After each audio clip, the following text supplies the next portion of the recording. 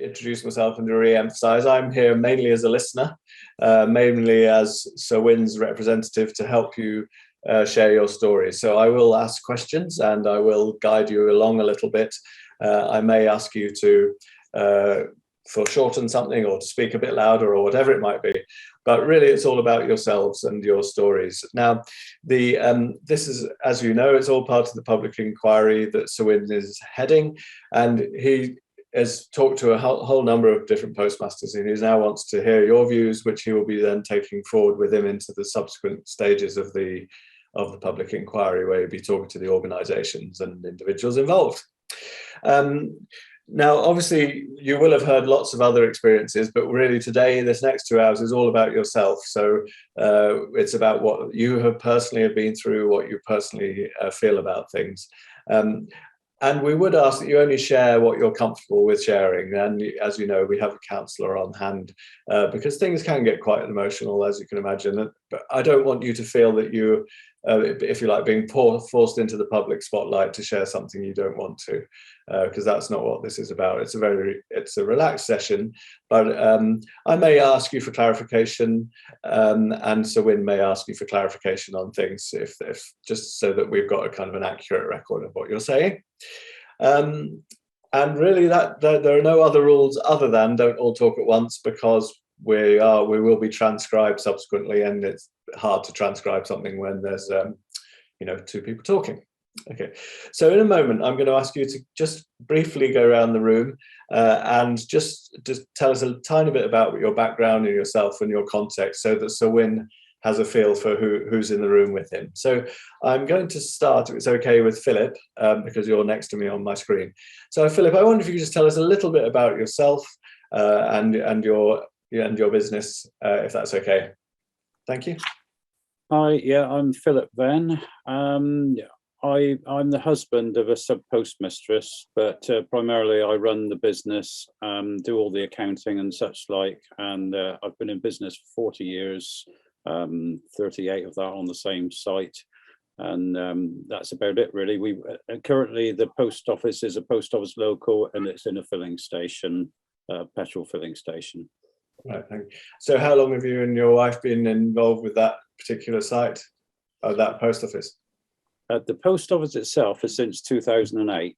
I started in business in 1984, took over part of the site, then another part of the site, and then in 2008, after seeing it bankrupt 4 times, we took over the filling station part of it, which just had a new post office local, I forget what it was called then, installed, and it was the first of 3 pilots in the country.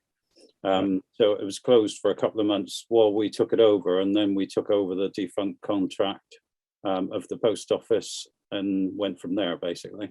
Right, thank you. And you're in Somerset, did yes, you say? Yeah. Somerset is a biggish village. Okay, thank you very much. Well, thank you for joining us. It's helpful to get that background. Thanks. Sue, I wonder, Sue, could you just give us a little bit of background to yourself, if that's okay?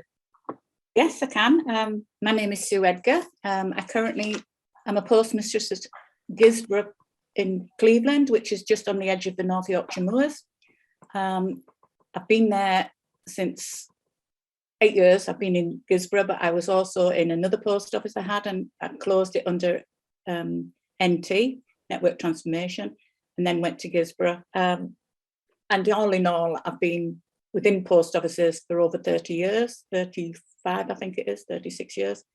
But I must mention as well that I'm also the national chair of the National Federation of Sub-Postmasters, and I'm also the non-executive director for the Federation for the North East. Right, thank you. Say that. Thank you. And as I say, we're mainly talking about your personal experiences, but I guess right. that's a background that's useful to us. Thank you. David, I wonder if you could just give us a little bit of background to yourself, if that's okay. Yeah, sure. I do apologise if a 2-year-old grandson suddenly appears, but we're trying to keep him under control. Don't worry, you're more than welcome. Well, my wife is, not me. My name's David Hartley. I'm currently sub-postmaster at Bispam Road Post Office in Southport. Prior to taking on this office in 2005, from 1999 prior to Horizon introduction, I was at Hill Place Post Office in Nelson. Anything else, without going into too much detail? Is there anything else you'd like to know? No, sir. You're still running the post office there in Southport, then? Well, I'll cover that in my in what I've got to say, if you don't mind. Okay, no, that's fine. Thank you. Thank you very much. Nice to meet you, David. And finally, Diane, do you want to say a little bit about yourself? Hi, I'm Diane Bath. I run Broughton-in-Furness Post Office in Cumbria. We bought the place in 2005. Previous to this, I left school with 8 O-levels. I thought I was fairly intelligent. I worked for a solicitor. I've done computer courses at college. And I thought I had all the ability to run a post office, but the post office seemed to think differently now, because I keep making mistakes and it shows I can't add up anymore. So that's my story so far. I'm still currently sub-postmaster at Broughton-in-Furness. Lovely. Okay, well, thanks very much. That's really helpful context. So what I'd like to do is start by asking you just to go back in time in your minds to when you started out as postmaster, or involvement with the post office, and wondering what your sort of expectations and hopes were at that time. If you could take yourself back to that person. Dan, you're on screen with me, so do you want to just tell me a little bit about how you felt and what you were hoping for at that time? Well, at the time, my husband was a train driver, so he had a pretty good wage anyway. And I wanted a new challenge, and we thought about buying a shop, and then realised that with the post office, you actually get paid as well. And I thought, well, that would be a fantastic thing to do, because post office are really well thought of. We would hold a big position in the community. The post office we liked, which is here in Broughton, it's in a small town on the edge of the Lake District. It's a beautiful little place. Anybody would want to live here. And we really thought that this could be a business that we could run as a family, and it might be something that we could hand on to our children when we wanted to retire. Mm-hmm. So it has been a family business. My son and daughter both work with us here, although now we've had to take on extra jobs to sort of keep the post office running all this time. But now it appears my husband won't be able to retire until he's 82 because of our mortgage. We had to take out a huge mortgage to actually buy this place in the first place, because it's the post office is within our home. Right. So we put everything we possibly can into it, and we had great expectations, thinking that it was a trusted brand and it would be something that we could be proud of, and something, as I say, that we could pass on to our children. Right. Thank you, Diane. That's really helpful. Thank you. Okay. And how about you, David? What were your sort of expectations and hopes when you set out in the role of a sub-postmaster? Well, prior to buying the first office, I've been in retail for quite a number of years. So I've got a retail background, and the office that we took on, well, it was horrendous, the state of it. So we had a big challenge facing us, but I actually built the business up over 5 years by 700%. That's the business side. No, I'm not talking post office side, but the business side. Nearly killed us, but it had a news agent, and we opened an off license within it, so we're working 7 days a week from 5 a.m. till 10 at night. And if I never see another newspaper, as long as I live, it'll be too soon. Right. And that's in Lancashire. So we decided to sell that office and look for another one. Right. We both had lived in Southport prior to moving to Nelson. Right. But we looked all over. So we found this one in Southport that so it seemed a good buy, and it didn't have a retail side per se, only cards and stationery, which was fine. That side of it is negligible, really, but the business side, we have built up. But Diane touched on it, the trusted brand. That was why we actually came into to post office, because it's seen as a national institution, but sadly no longer. And further on, I will cover that part as to the state of the post office now. But the reason that I came into the post office, because I thought it was a good move, and that it would settle our future together. I'm slightly past, well past retirement age. I'll only admit that to yourselves. But to actually sell a post office now is nigh impossible, because the word's got out there to the general public, and naturally they don't want to touch it with a barge pole. Would you? Right, thank you. Yeah, that's helpful. I get the sense of, where you've come from and where things are headed. So thank you very much. Appreciate that. So Philip, tell us a bit about your sort of hopes and aspirations when you started out with the post office part of your business. Well, the post office really was incidental in the fact that it was already in the filling station that we were taking on. And we spoke to a guy called Win de Cruz from the post office. He came down to see us and said it'd be a great help if we could keep it, because prior to that there'd been a sub post office in the village for decades with 2 people running it all day long. So it's a busy, biggish village. So we decided we'd keep it in there, and he came down to see us, and he was really good and helped us sort it all out and get it going. And then he eventually left. So really it was incidental. It started costing us money when there was errors in the accounting, is obviously where we're leading to. And currently today, I'm still disillusioned with it in the fact that we currently get a remuneration of an average monthly of £1,243.06 average for over the last year, 2021.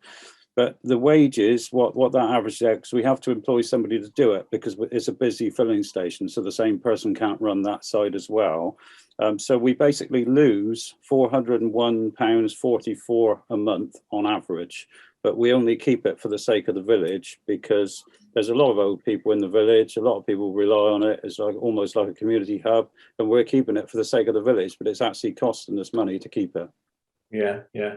So just thinking back to when you had the meeting with the Win de Cruz, did you what was the sort of feeling of why you agreed to take it on then, if that's the right phrase?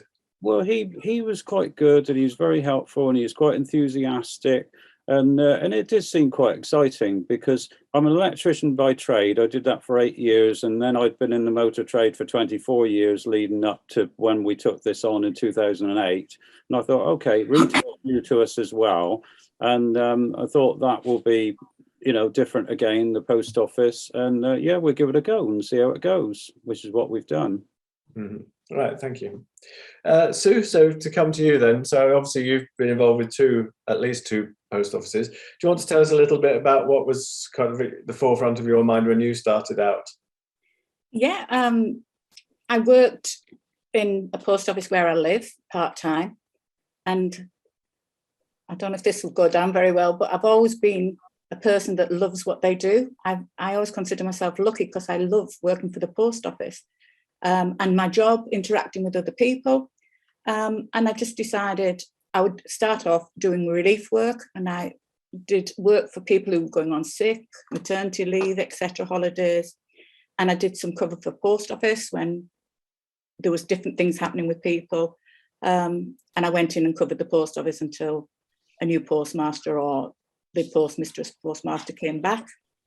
I then took on a post office of my own in Middlesbrough. Still loved it, but couldn't explain the shortages at the time, different things. And then I closed that under NT and I opened one in Guisborough where I currently am. And I still have to say, no matter what's gone on, I love what I do and I love my interaction with my customers. And when Diane and David say the same about a trusted brand, post office is a trusted brand, it is to a point, but personally, I believe It's not the post office that is a trusted brand, it's the postmaster themselves. We do so much for our customers on the social side and the benefits that they get from us that we don't get paid for, we don't expect to be paid for. You know, when our oldies come in and they've got a bill and they don't understand it, or things are happening within their lives, you know, they like to come to us because they like to talk to us and know that they're going to get some kind of help and a good answer. And I think that's the most important bit of our job, if I'm honest. Right. Keep it, no matter where I've worked, we've kept it like a community office, more villagey feel, and we still do that. And I still love what I do. So, right, thank you.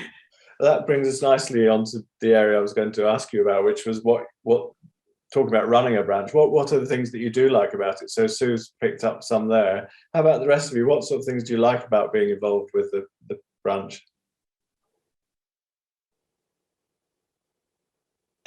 David. Dan, so let's see what would you say you like about doing it? Well, up until recently, I have really loved doing what I do. I like people. We're in an area where there's a lot of elderly people, and it is nice to be able to help them. To the extent that, like on one occasion, a lady used to come in regularly Tuesday morning between 10 and 11 o'clock, and one week she didn't turn up. So at lunchtime, I went and had a look. I went to her house to see if she was okay, and her milk was still on the doorstep, and I knocked the door and she answered the door and hadn't got a clue who I was. And I went inside, and she'd got butter in the microwave and she was trying to cook it. Her fire was out in her living room and her car keys were in it. And I could see she was in some sort of a state, and I was able to phone her son and say, come on over if there's something wrong with your mum, you know. She did go into hospital straight away, but she had a brain tumour and subsequently died. But I mean, it's things like that. Being a sub-postmaster, you're there and you know what's going on in your community. If something is wrong in your community, you know how to act. You know your customers on a personal basis, and it is quite nice to be involved with them. And if they have problems, they'll come to you, not just for post office type queries. You know, you might be the only person they speak to in that day. You might have said what you're saying, you know, it's a lovely day, isn't it? It's nice to have a nice cup of coffee in the garden today. You might have said that 100 times that day, but they've only heard it that once. So to have the interaction with the public, that's the bit I like. As I say, until recently, unfortunately, recently, since lockdown, I have had well, previous to that as well, I did have a little bit of a breakdown. But during lockdown, with people wearing masks, I am deaf. I wear hearing aids and I do rely a lot on lip reading, and wearing masks, I couldn't cope in the post office at all. Right. Because not only have you got the screen in front of you, people wearing masks, you can only see that part of their face, so you couldn't tell by their expression what they were saying, and I've just found it impossible to work. But right, okay, no, I'm sorry to hear that. Yeah, okay, right, thank you, thank Dan. David, tell us about some of the things that you like about being in the post office. Well, I echo what Diane said, really, and Sue, with the you're more than the brand itself. You're part of the community. I mean, when the first lockdown happened, I worked alone for 6 days without a break. You know, I didn't close for lunches or anything like that, and I didn't feel it fair that the staff should be coming in because of this unknown infection, and I was just shattered at the end of it. Yes, things got a bit easier, and things are easier now that we're coming out of the pandemic. But people, the majority of the general public recognised the fact that we were an emergency service at times, because without us, a lot of the general public couldn't survive. And like Diane says, we might be the only person that they see on a day-to-day basis. I loved doing that. I'm not saying I didn't, but it was shattering, absolutely shattering, for 10 weeks on my own. Yeah, I can imagine. Yeah, thank you. And how about you, Philip? How do you and your wife, what do you get from it in terms of the good things? It's very much the same as the others have been saying, really. Like it's nice to see the customers, the different things they want to talk about. When there was lots of pensions going out, which isn't so much now. On a Monday, we used to have a queue halfway around the shop, and they'd be giving me stick about bringing them coffee and one thing and another. All the older sort of people I'm talking about, old biddies and such like. And it was just a nice community spirit, and they'd use it as a community hub, sort of, almost, really. Like, they spend far too long there and talk to others and give us hassle, and which is why we still do it now, even though it's costing us money to do it. It's much like the other lady was saying about the neighbour and such like. We've had a few instances like that, and we've had a few hurt and helped a few people, and we delivered lots of food to them over the pandemic and such like, when they were shielding, lots of them, and that, because it is a village here, so it's quite a village community spirit. So I don't actually spend that much time in the shop now, and I'm more doing paperwork most of the time and accounting and that sort of thing. So plus I quite like the figure work as well, like working things out if there's something wrong, looking for it and that. So I enjoyed a lot of this, where this has caused some problems, obviously, as we're obviously aware. So I like things when things work out and that. So, I enjoy that when it's right, which is more nowadays. Mm-hmm. Okay, so let's think then about the not so good things about running a branch specifically, before we get into all the detail about Horizon and so on. But what are the things that have perhaps not lived up to your expectations of running a branch? Just keep with you, Philip. What would you say about that? Firstly, when we took it on in 2008, obviously we knew very little about retail, let alone post office. And there was a main post office 2 miles from here in Crewkern, and we knew the postmistress and master quite well. And they said, if you need any help, come and see us, ring us, we'll help you at any time, because they were pleased we were keeping it going. Anyway, we were struggling to make sense of the old Horizon system, like trying to do the accounting on the end of day and week and such like month. And we went to see them, and I spoke to her over the counter down there in the shop to start with, and I said, I've rung the helpline and I'm not getting much help. And she said, well, that's your first mistake. We don't call it the helpline, we call it the hell line. You're wasting your time, sort of thing. And she went through things with me and explained how we should be doing it. Obviously, it was different than theirs because they were a main post office, so they had a lot more going on than we did.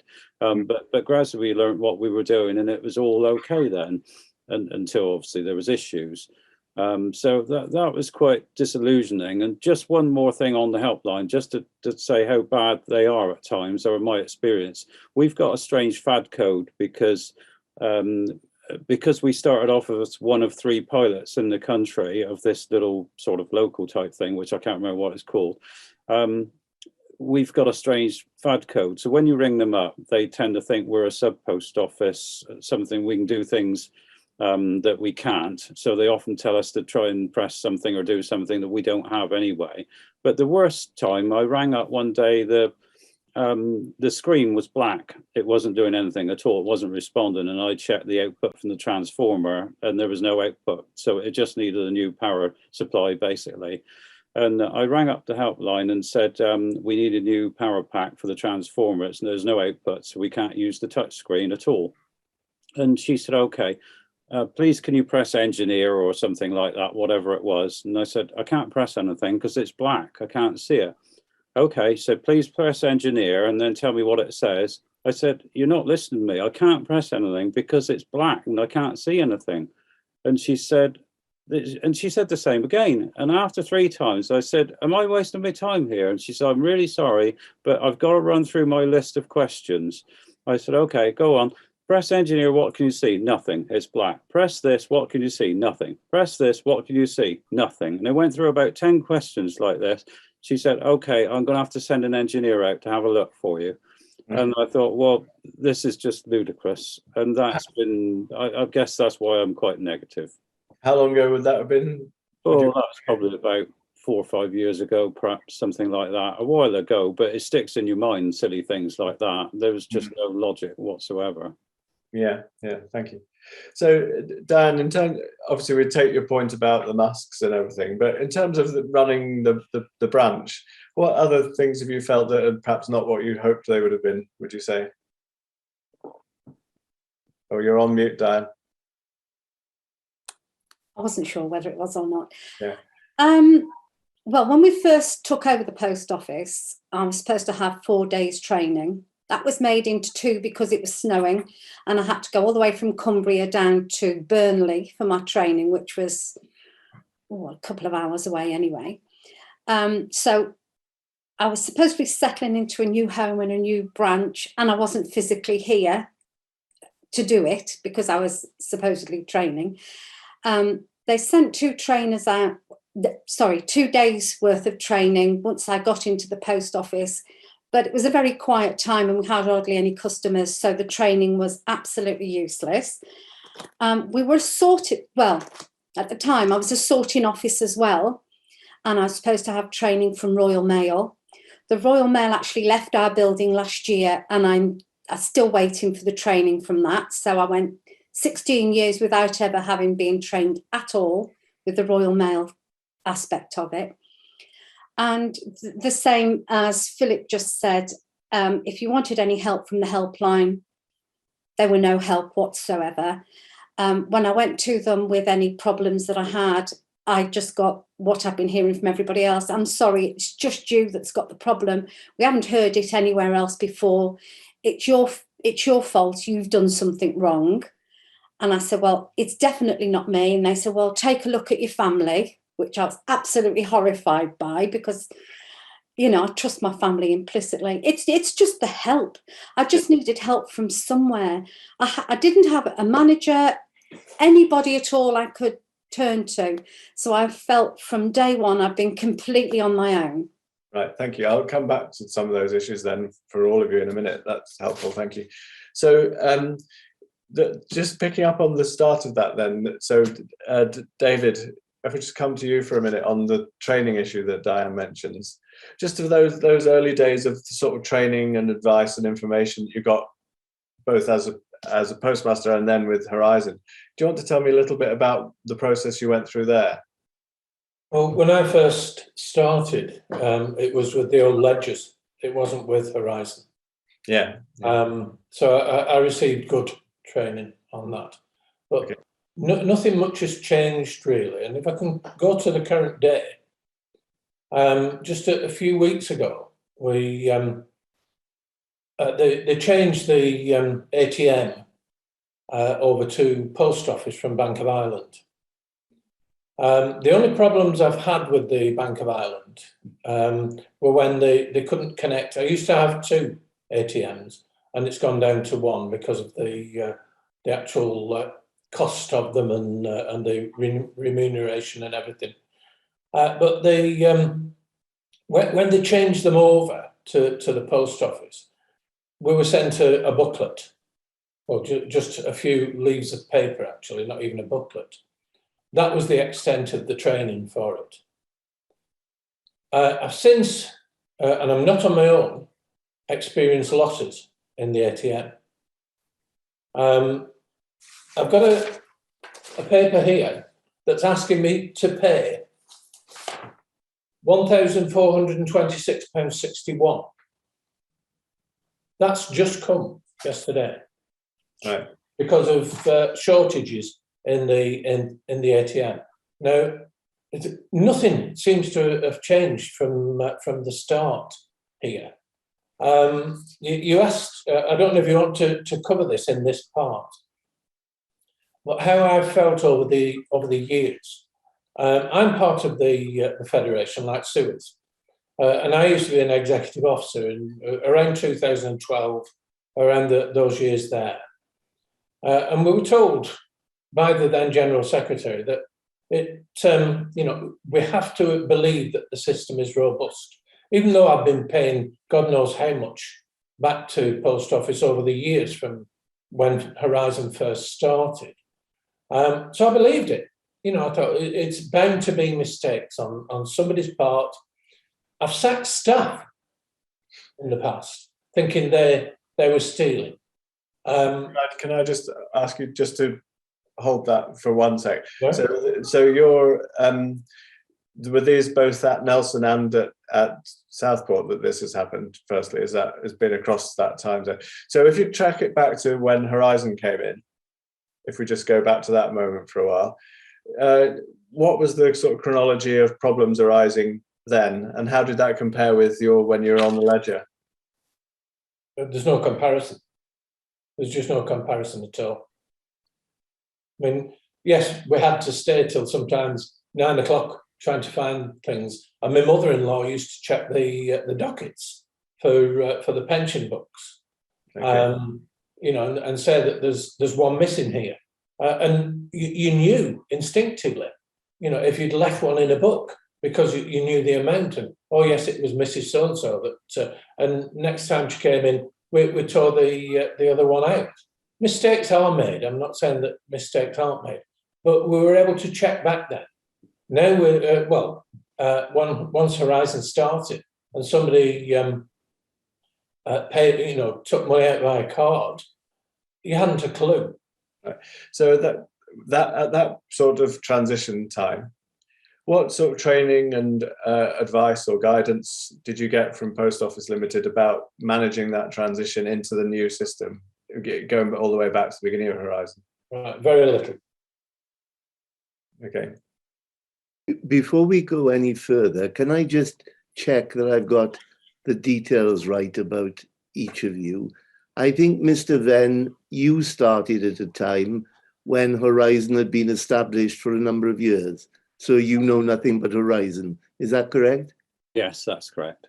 Whereas the other three, I suspect, may have had experience pre-Horizon. Have I got that right? No, I've only known Horizon. Right, you've only known Horizon. So Ms. Edgar, do you agree with Mr. Hartley that although it may have been very laborious, it was much easier to balance under the old ledger system than under Horizon? Absolutely. We Right. had to write it all in pencil. And if we were a penny out on the dockets, we had to go through them again because we just had to have it right. And that was all there was to it. And we never had shortages like we've had since Horizon. No, and I've heard quite a lot of evidence to the effect that the reason that it was easier to balance is because you were able to make extensive checks under the old ledger system, whereas that simply isn't possible with Horizon. Is that your experience as well? Yes, it is. And we've lost the personalisation because we don't know who each customer is because they come with a card and we don't even see anything unless they're paying any bills, where we knew by dockets, house, LC and different things. Yeah. But yeah, it was so easy to balance, whether it was laborious or not. It was always right. It was very rare that it was wrong. And if it was, it would in fact, in the end, only be pennies or a couple of pounds. There was never this hundreds and thousands of pounds wrong. Never. Yeah. Thank you both very much. Back to you, Mr. Norris. Thank you. So Sue, then, as I was asking David, that moment of transition into Horizon era, what sort of support and information and training did you get to manage that transition? We had a trainer come into our branch, and I think they stayed for 2 or 3 days, and we were given these big files, these books, Horizon. But what there was then on Horizon, there was a screen you could go to not play around with, but you could train on it yourself, and that's what you had to do. And just, it was like a training Horizon kit, if you like. But then they took away the training mode, so you didn't have that anyway. So basically, we all trained ourselves, if I'm honest. If somebody knew something, they would show somebody else how to do it. And it was all trial and error, really, in the early days. That's how it was. So for all of you, when you were having your first experiences with the Horizon, how well prepared did you feel you were to use it and to manage your accounts and so on? We didn't. We were told it was going to be less paperwork and it would be much easier because it would be all computerized. well, I'm not very technical anyway, but for all it is simpler if it goes right. When something goes wrong, you haven't got a clue where to look. And even now, I consider myself like well versed in Horizon, having used it for so many years. But there is no way you can look if you've made a mistake. You can't. You do a transaction log, but it's just not the same as, I think, paper and ink anyway. But you have no background to look at as such. Okay. Thank you. So Diane, when you were starting with Horizon, how well prepared did you feel you were? Well, it wasn't like any computer that I'd ever seen before. For a start off, the keys are very close together. I don't know whether anybody else has noticed that. It's not like a normal keyboard. It seems to be compressed into a smaller space. So I think it is quite easy to touch another key. I wasn't taught terribly well because we were just taught on dummies at the training centre. And as I say, it was only 2 days. It seems pretty straightforward to use it. You press first class stamp to sell a first class stamp, second class stamp to sell a second class, etc. But as Susan's just said, when anything goes wrong, there's just absolutely no way to check. You can go over and over the figures that you've got, but you have so little information, it's really, really hard to try and trace a problem when you have got one. And phoning the helpline isn't helpful whatsoever. So it's just a matter of you going over and over and over it, the same figures, and coming up with the same answers all the time, because if something isn't there, you can't possibly find an answer to it. Mm-hmm. Yeah. So David, when you're thinking about both those early days of Horizon and getting used to using it, and also when you started to see issues, can you just describe to me a bit about how well you felt supported by Post Office Limited, or in any of their any of their people? But the support wasn't there. It's as simple as that. The blame was entirely in your hands. And it was up to us to actually find it. Now we have what they call a tier 2, where they will investigate if there is any problems. But to actually find it on your own when you've had so little training, and again, what Sue said about the testing of it, and I can't remember the name of it, what they used to call it, but they took that away. And you ring the help desk, and like Diane said, it's well known as the hell desk, because they all don't sing from the same hymn sheet. And the amount of times I've lost my rag with them on the phone, because they're telling you different things all the time.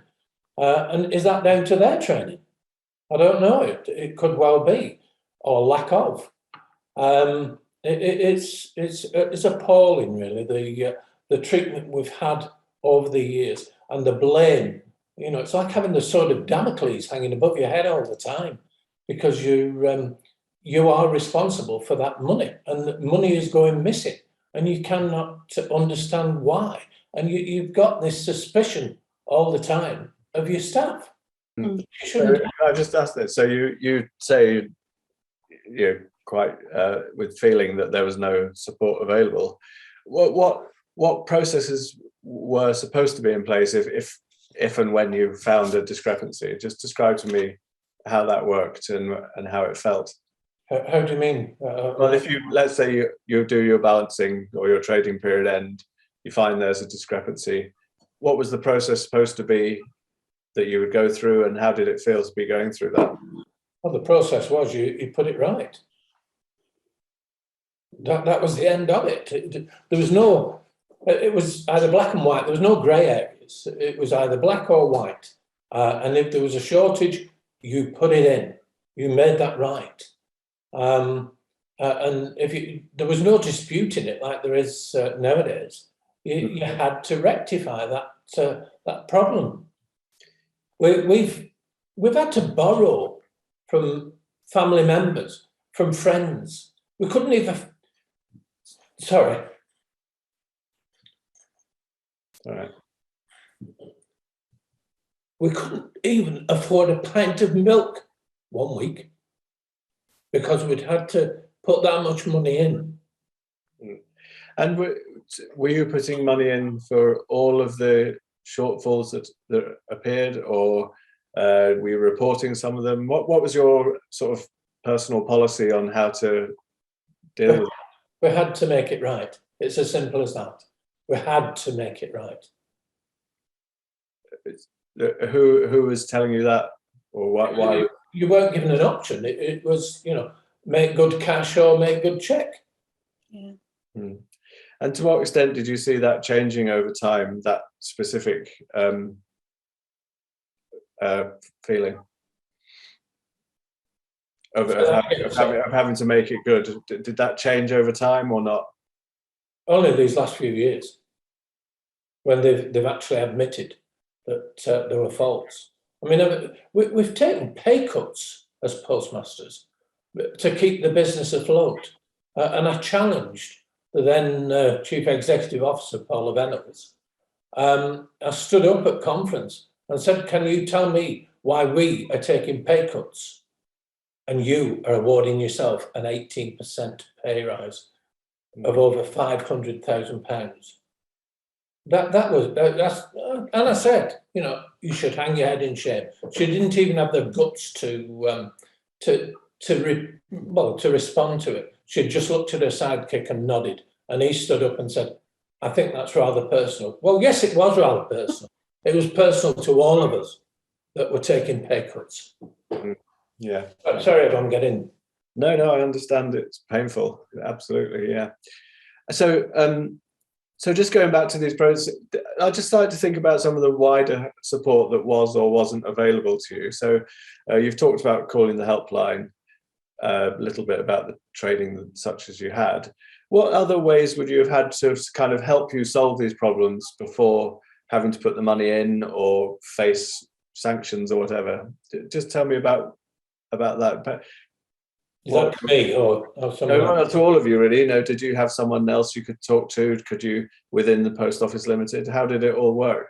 Well, we had an area manager that, again, you know, put the blame on us.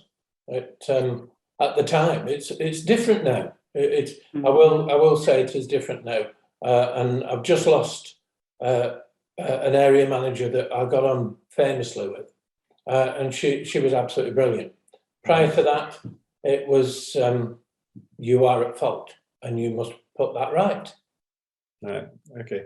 How about you, Philip? What have been your experiences of sort of support or advice within Post Office Limited to help you if there was a shortfall? Well, as I say, in the early days, there was Winder Cruz, who was quite you could approach. He was approachable, and he'd try and help or get some help for us, maybe.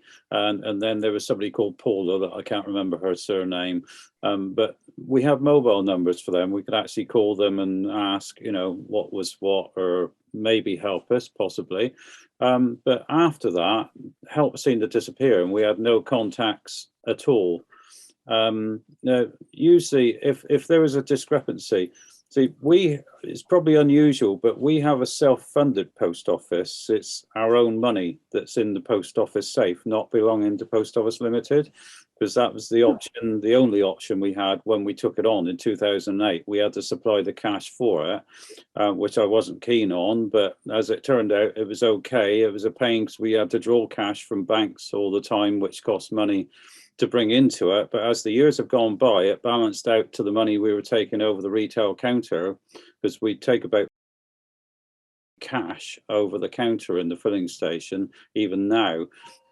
So it was helpful because we could then put that into the post office and it saved the banking charges.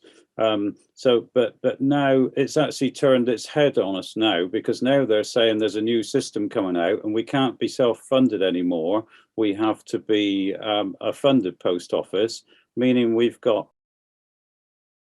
cash that we're going to have to bank at bank charges to bank it.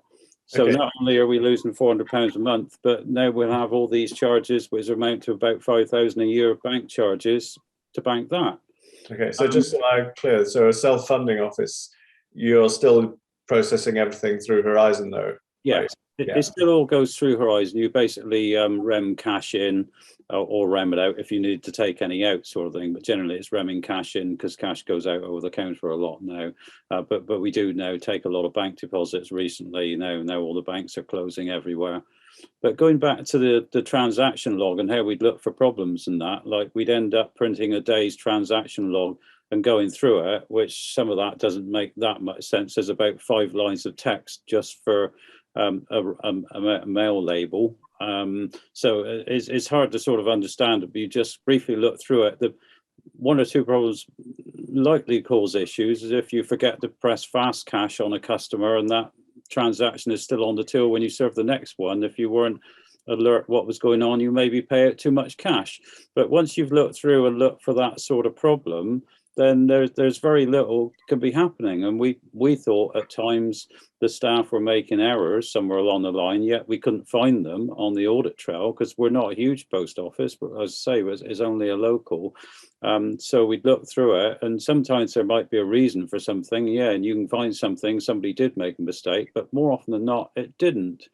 But 2 things I'd like to just briefly bring up, if I can, is in 2012 we had an audit, and because we got National Lottery as well on site, and they went through everything and everything was fine allegedly, apart from the National Lottery scratch cards. They said we owed about 2,000 quid for scratch cards, which was nonsense because we always do an invoice every week and pay it from that, because it's complicated with the post office and the lottery. And so, but we had no choice but to pay it. So we had to pay that out of our savings as well. So from 2012 on, I've made a spreadsheet and I've kept record of every pack of scratch cards that come in, when they're authorized, when they're confirmed, when they go out, when they're paid for, so that they can't possibly do that to me again, which we've not had an audit since. But also there was one incident, apart from the losses that were unexplained, there was one incident in 2016 whereby we were about £600 something short at the end of the day. And there was no way we could account for where that could have possibly gone unless somebody had stolen it, which we knew wasn't the case, but obviously that's a possibility. So we rang the helpline and said, we've got this discrepancy. It doesn't make any sense at all. Is there anything your end you can see that might have caused an issue? And they looked and said, no, there's definitely nothing. It's down to you, your end. You've lost the £600. So me and Cynthia at the time, the manager, looked through it again, and we looked through it the next day and the next day. We couldn't work out for the life of us where this £600 could have gone. So we rang the helpline twice more over 2 or 3 days. And every time they looked at it and said, no, it's definitely your fault. It's your problem. It's down to you. There's nothing our end that could have caused that discrepancy. Anyway, about 3 weeks later, all of a sudden, because I was keeping a spreadsheet of where of how much money should be going into our bank every day, because they pay us back whatever we've paid out extra, sort of thing. So I'd keep a spreadsheet of what I was expecting in each day. And all of a sudden, about, I think it's either 3 weeks or 6 weeks later, all of a sudden, this exact figure of 600 and something pounds, whatever it was, I can't remember 100%, suddenly appeared in our bank extra to what we were expecting. So it was too much of a coincidence. It had to be that 600 odd pound that we'd been looking for days that somehow materialized back into our account. And we rang the helpline again, and they couldn't shed any light on it. Didn't want to know, basically. So it just goes to prove that things were going on. You know, that money we got back, but a lot we obviously didn't. But you know, sorry if I didn't probably answer your question you started out. That's fine. No, absolutely, that's fine. So briefly, what was your supposition of that, where that money was, and what happened to it to get back to you? Well, that £600, I've no idea. It was obviously something going on their end that they were showing something should be cash or not, or whatever, I'm not sure. And so somehow or another, they reaccounted for it later on and paid it back to us with no explanation. So Yeah. because the figure always tied generally what we were expecting into the bank, so because I keep track of it, so I know where we are. But that day it didn't by that amount, and it was coincidentally exactly the same amount that we'd allegedly lost. Mm. So So thank you. So can I just check for all of you, if I understood it right, when there were shortfalls or discrepancies, you were all paying them back either out of your own pocket or out of the other parts of the business. Was that true for all of you, that's been the common practice? for me, yes. Yeah. And Diane and Sue and David, I think, is that right? Yes. Yeah. So To be honest, Jerome, it was until I had a massive shortage and I wouldn't pay it back because they said I'd taken it or one of my staff had taken it, and I refused. Okay, I'll just pause there 1 sec. So when you were doing those, when you were settling it yourselves, were you also ringing the hotline, or not not even ringing the hotline? How did that work in terms of what you were doing as? Well, I used to start with, but it's an absolute waste of time because you get the same answers all the time. It's nothing to do with us. We can't put it right. It's your fault. You're the only one it's happening to. You've got to make it right. And when would when in time would that have been? What sort of years would that be getting that? That would have been early on, sort of 2006, 2007, something like that. Okay. And you get fed up of phoning them and being given the same answer. And they say, oh, well, if there is anything wrong that we've done, it'll come back to you in a transaction correction. So you can wait weeks and weeks and weeks, and occasionally something might come back, but more often than not, nothing ever did. Right. And if it's a large amount that you can't afford to put in yourself, you have to settle centrally, and then they take it straight out of your wages. So it's win-win for them and lose-lose for us all the time, I'm afraid. Mm-hmm. So back to you, Sue, then. Was that similar to what you had been doing? And what triggered this to change, would you say, Sue? I think well, I was having lots of problems with my system. It kept going off lots of times. And it was losing transactions. We were gaining transactions. We had no signal. Had somebody come out from computer centre that watched my router. And in the end, what they did do, at the very, very end, and said that I'd asked for it, which I hadn't, they took all the wiring out and rewired the whole system, put me all new Horizon kit in, and a new router, etc., and told me that I had some kind of hub, in my Fortress position that I shouldn't have because they were obsolete. Well, I didn't even know I had a hub down there because you don't touch it, you don't go anywhere near the Horizon wiring, etc. Mm-hmm.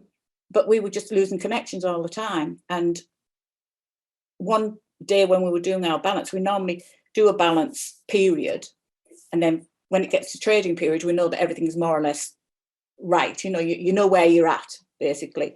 And this Wednesday morning, I counted my currency up and everything. And my manager, she double checked it. Yeah, I think we were €5 adrift. But come tea time, when we'd hardly sold any euros, we were 2,000 and I think it was 800 short. And I was looking at it. I thought I'd counted them wrong. So I asked my manager to double check. I said, go over there and you count them away from me, because I also lost money on my stamps. So I had to check my stamps again as well. Mm-hmm. And she had the same answer as me, but our answer wasn't the same as Horizon said. So then the other girl that was working that day, I asked her to count them separately. And she got the same figure as us, which was not far from what we had on the morning.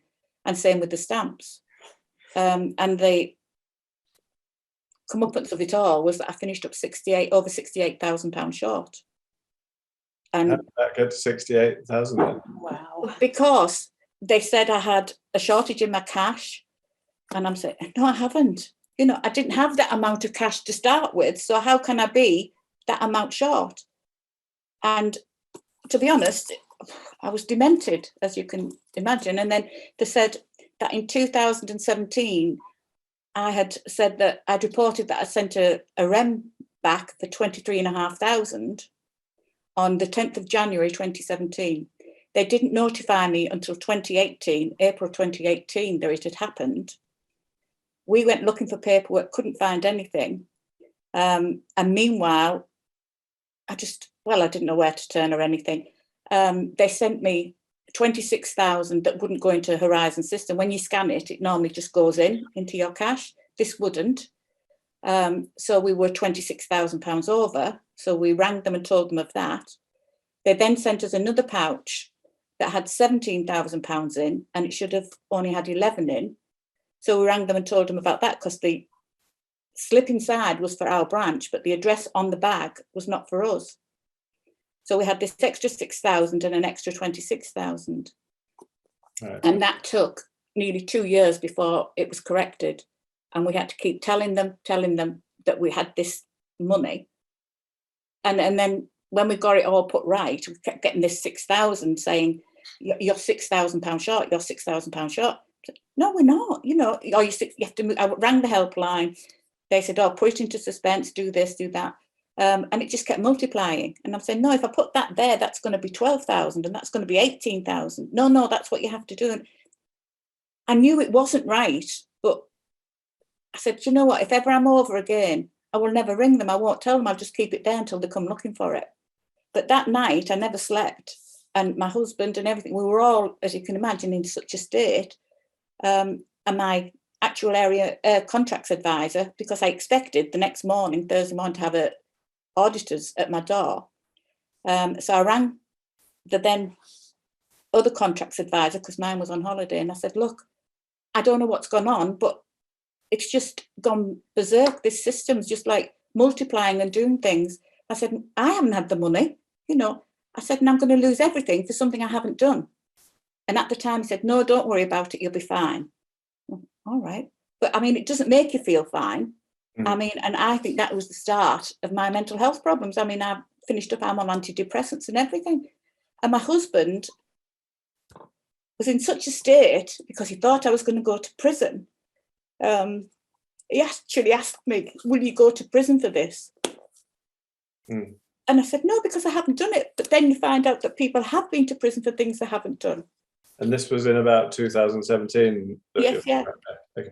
So I refused to pay the money.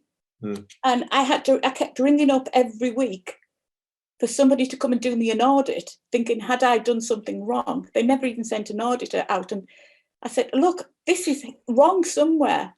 And I was asked, well, do you want an audit? I said, well, yes, I do, because I believe I've done something wrong, but I don't know what. The auditors couldn't find anything wrong, obviously. And it took me ringing every week. And my contracts advisor actually said to me, nobody rings 2 and 3 times a week asking, have you found anything? And I went to a meeting, and I have to say this because there's a lot of people saying nasty things. The Federation stood by me all the way, and they were such a great support. They really were. They kept me up, if you like, because I could have just ended it all because I was in such a state. Because as you can imagine, 68,000 and whatever is not a little sum of money. No.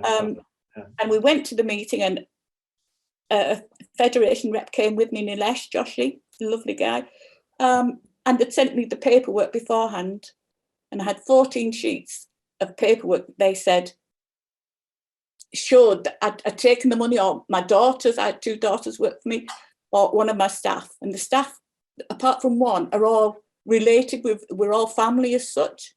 And I just knew they hadn't done anything.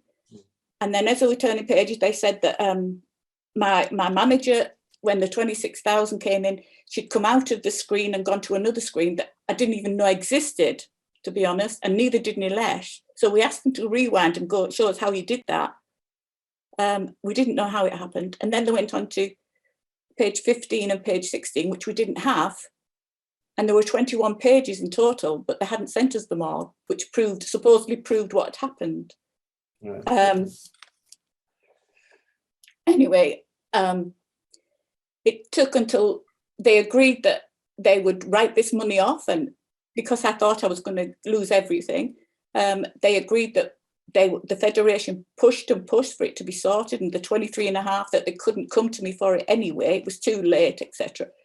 And it took the Federation, Callum and Nilesh and others pushing and pushing the post office to write this money off, because I hadn't had it. And I asked for it in writing, because it sounds awful, but I didn't want them to come back at me and say, you know, at a later date, like us now or whatever, you still owe this money. And that took months just to get that email with it written out. And thank you for recounting that. Yeah, no idea. And excuse me, can you just tell me, only approximately, but so that I've got a proper feel for it, over what period of time this was? So, for example, did it start in, say, 2016 and finish in 2016, or what? Just give me an idea of the scale of it.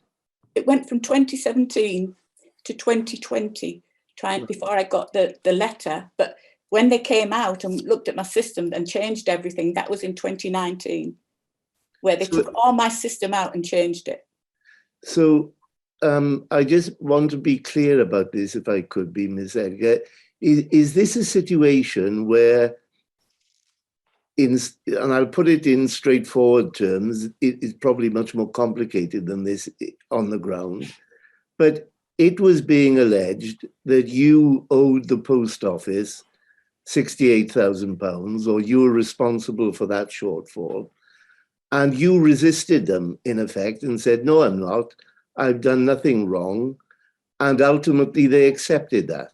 In the end, yes. Right. And I would not do a false cash declaration. I showed it as a shortage, and I refused to do a false cash declaration, because then I knew if I did that, then I was committing a crime, if you like.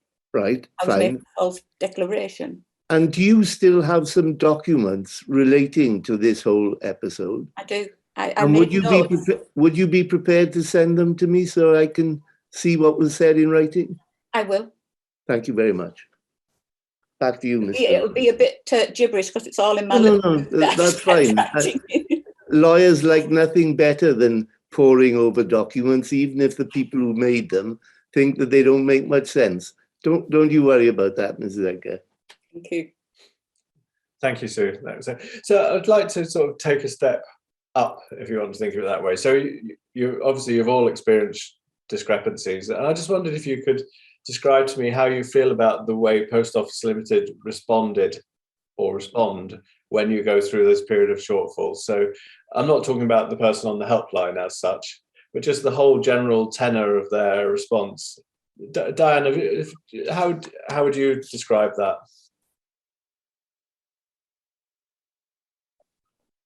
I don't really know how to answer this. Well, how does it feel when you're dealing with them? I'm treated like I'm stupid, like I'm the one that's got that I'm the one that's got it all wrong. It makes me feel so small and insignificant. It's taken all my confidence away. I for a long time, I just felt like I didn't want to be in the post office. I just wanted to fall into a big black hole and not come back out, because the post office made me feel like I was worthless. So what were they doing and saying to make you feel that way? Well, you try to get hold of the helpline. They don't want to know. You ask if there's anybody else out there that can come and help you. No, there isn't. There's absolutely nobody to turn to. You know, my husband and I, we've been through the figures over and over again. I've even got a friend of mine who's a forensic accountant. He came round and he had a look at the books as well. He had no idea where anything was going. He said, but if you want me to look into things any further, it'll cost so much an hour, which is going to cost more than what they're asking you to pay. So just pay it. So on every single account, it seems like there is just nobody there to help you. I didn't have a manager. I had nobody. The only number I'd got at that time was the helpline, and they were very, very unhelpful. Okay. And to what extent has that changed over time? That I just tend to keep everything to myself now, and I don't bother with the helpline anymore because they've always been so awful to me. There's just still nobody. I don't know whether it's because our post office is sort of away from the towns and it's further for anybody to come out and see me, but I haven't seen anybody from the post office apart from an audit twice. I've never seen anybody from the post office here in 17 years. Right. So let's imagine, just for a moment, hopefully not, but let's say your next trading period, you've got a definite discrepancy of, let's say, £2,000 that you can't explain. What would you do now if that arose? Well, I know I should be phoning the helpline. It's absolutely a waste of time. I'd look and look and look, and I know damn well I'm not going to find anything. So we would probably end up paying it. Right. Because I know if I push too far, they'll send somebody out and they'll say, right, okay, you owe X, Y, Z, we're going to close you down. And that threat is sort of held over you all the time. And because I signed the postmaster's contract all those years ago, it says on it, you know, I have to make good any losses. So. Okay.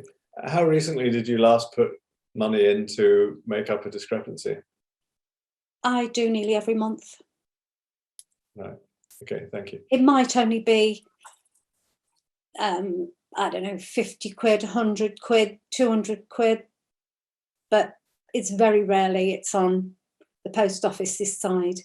And then if it is, I keep the money in a separate bag in the post office because I know damn well that next month it's going to be wanting money back again, so it all goes back. Right, okay. So David, it's sort of same sort of questions to you really about how you'd characterise the response of the Post Office Limited when you've got a discrepancy, particularly in recent times, but just generally first of all. Generally, it was, as I said, no black. There was no grey areas. It was black and white, and you were expected to pay that money back, and you had to more or less plead with the contracts manager to put it over a few months because you couldn't afford to pay it all back at once because you know it could be quite a substantial amount that you were expected to reimburse them for. Mm-hmm. You say you don't want to know about the current ones just yet, but if I can just raise this, I mean, I showed you that letter with this £1,426.61. At the top of it, it says, this is not a demand for payment. And then on the next page, how to pay. So if that's not a demand for payment, why put that extra sheet in, how to pay? So this is what I mean about it being just black and white. There's no grey areas whatsoever. So it's in the same way I asked to Diane there, what do you do? Who do you contact at the moment, you know, to get to try and get a resolution to something like that? Well, I'm fortunate, well, not like Diane, that I do see an area manager from time to time, and that they are always there at the end of a phone call. I will say that I still contact the previous area manager because she was so good, and she's actually been out to the office.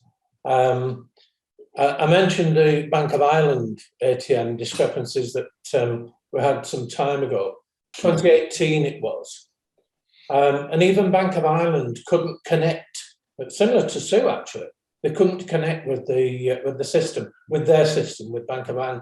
I was stood at the two ATMs at the back of them, and they said we cannot connect with them, and it was giving out money, and nothing was being taken from anybody's account.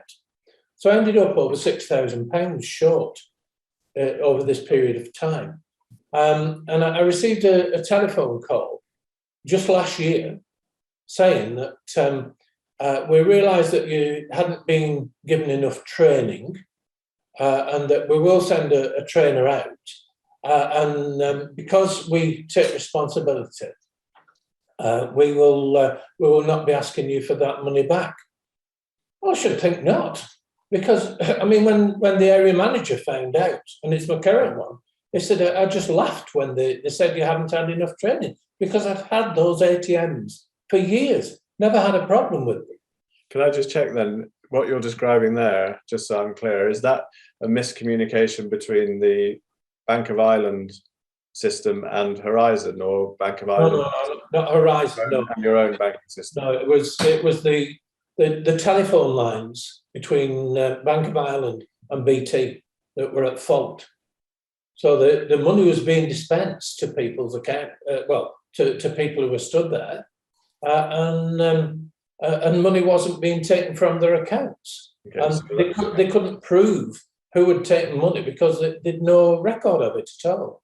Right. But that was then. But still, Post Office, said that I was still responsible for over £6,500, and that, as a gesture of goodwill, they weren't going to expect me to pay for it. Well, I should think not. Mm-hmm. I haven't had it. Okay, so just thinking about all of your experiences of dealing with discrepancies, how would you sort of say things have changed since the Horizon issues obviously came to the fore and had all the the court cases and things? What changes have you seen from the Post Office side to support you if these things happen? Well, I mentioned Tier 2, that you can escalate any discrepancies to them, and on some occasions they have found them. But I will say that the system has got far better. But I can tell you now, I haven't had this money. I have not had that money, and not from the ATM. Well, Mr. Hartley, can I ask you, in respect of that letter over the £1,400, what process are you going to follow to dispute it, so that I can understand? This is an absolutely current case, if I can put it in that way. So I'd like to understand what you will do to dispute this alleged shortfall. I've already said I'm disputing it. But what will you do to dispute it? Is there some kind of process you have to go through? Yeah, there's a telephone number for the branch support centre, which is basically the helpline. But there's also a team. I don't know what it just says by calling my team. But the letter isn't actually. Wait a minute. Postmaster Account Support Manager. Right. So that we just have to ring them and say we're disputing it. Yeah. Well, I ask because I've obviously read some evidence coming from the Post Office which suggests that currently there is a proper mechanism for disputing shortfalls if they're alleged against you. So I was just interested to learn what, if anything, you may have done. But this is probably all too recent, I guess, is it? Well, it was only yesterday that I received exactly. it. Yeah, fine. All right. So before we move on, I'd like to talk in a little while about the impact of all of this on you. But before we move on, if you could put into a sentence for me how it feels to work with Post Office Limited when there are discrepancies. Diane, how would you put it into a sentence, that feeling of trying to sort discrepancies?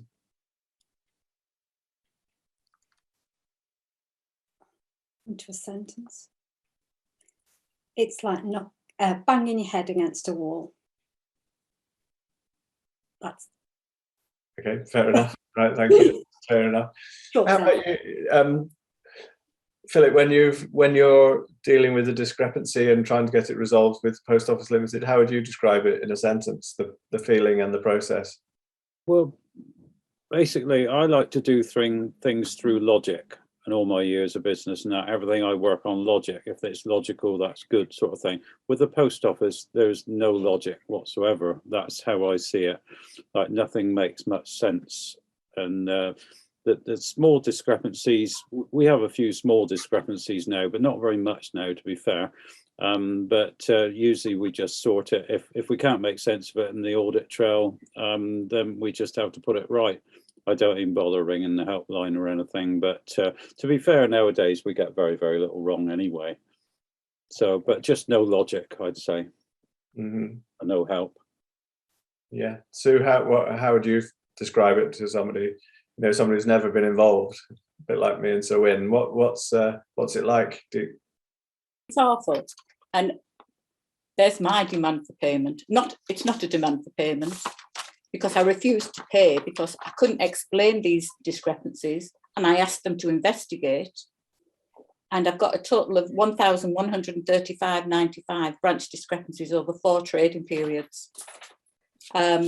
Because I've looked, and we've looked in branch and can find nothing, I asked the post office to look and see if they could find anything. And I've had to agree to pay it back to them over 4 months at a rate of £283.98 a month for something I've not had, but it's hanging over my head. And that's live right now, is it? That's live right now. This, not a demand for payment, came on the 21st of February. And these are our trading periods. That's when we rolled over and asked them to investigate. And yes, they investigate, but like us, they can find nothing wrong. So it's down to us again to pay, because that is our contract, that we make good any shortfalls. And so I have to do that.